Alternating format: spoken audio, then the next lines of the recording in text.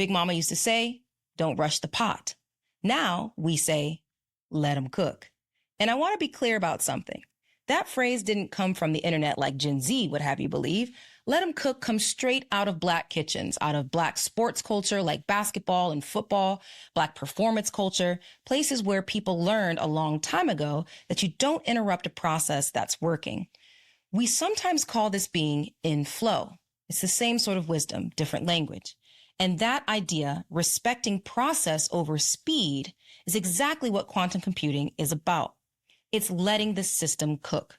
Now, classical computers, the ones we use today, like your laptop, they work in binaries, kind of like a on or off, yes or no, 1 or 0. That's not wrong. It's just limited. Now, quantum computers work differently. They use qubits, not bits. Bits are like our computers now. Qubits, quantum computers. And a qubit can be 0, 1, or both at the same time.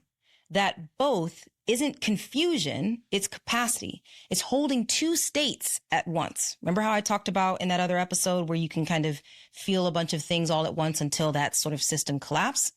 Qubits can exist in superposition, multiple states at once until a measurement collapses them. Translation? Quantum computers are really good with problems where there are too many variables, too many trade-offs, and no single right answer, right? This is about decision quality or even what kinds of problems we're allowed to solve, not about speed like they'll tell you that it's about.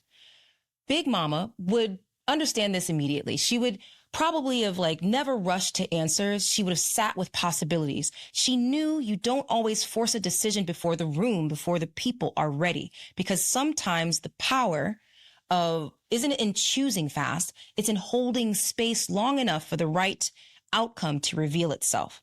That's superposition. And that's also discernment. That just so happens to be quantum computing. Connecting this to Big Mama may sound theoretical, but it's not. It happens in real life for Big Mama, and now it's happening for us. Companies like IBM, Google, D-Wave, IonQ, and Rigetti are running real quantum systems today, many through the cloud. These aren't laptops, and they aren't for general purpose yet. They're specialized machines solving very specific decision-heavy problems. Most conversations about quantum computing focus on governments, militaries, or massive corporations. And yes, they're already using them. But the real question isn't who has the machines. It's who understands the rules well enough to imagine new uses. Because just like with AI, the people who learn the language early don't consume the future, they shape it. In medicine, quantum computing is being explored for molecular simulation, protein folding, and even drug targeting and interaction models. Instead of testing thousands of drugs blindly, quantum helps with narrowing down which options are even worth testing. That's not speed, that's efficiency through a sense of wisdom. Quantum systems are being used to explore new materials, better batteries, semiconductors, better clean energy solutions. It's not about calculating faster. It's about exploring options in nature that classical computers can't even see. This one might surprise people. Quantum computing is already being used for logistics, route optimization like Google Maps, scheduling, traffic flow, resource allocation, and supply chains. Think airlines, shipping, manufacturing, and urban planning. This decision infrastructure is where companies like D-Wave focus. Now, quantum computing doesn't replace AI. They're complementary. AI learns from what already happened, like patterns, data, and history.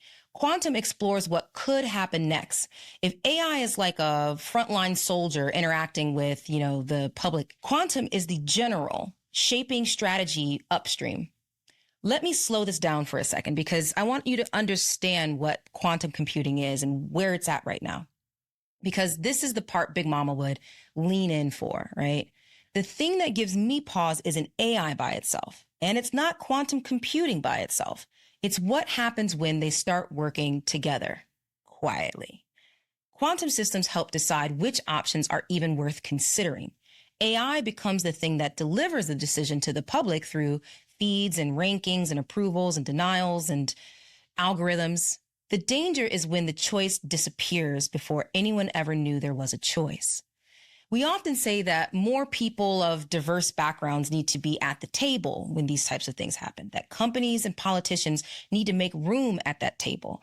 But quantum computing can decide that there is no table, so there's nowhere to bring people to. What's more is that it can decide that there's no longer a room that that table is in. And when that happens, when, not if, because if you don't believe me, look at history. When that happens, reality starts to feel inevitable instead of chosen.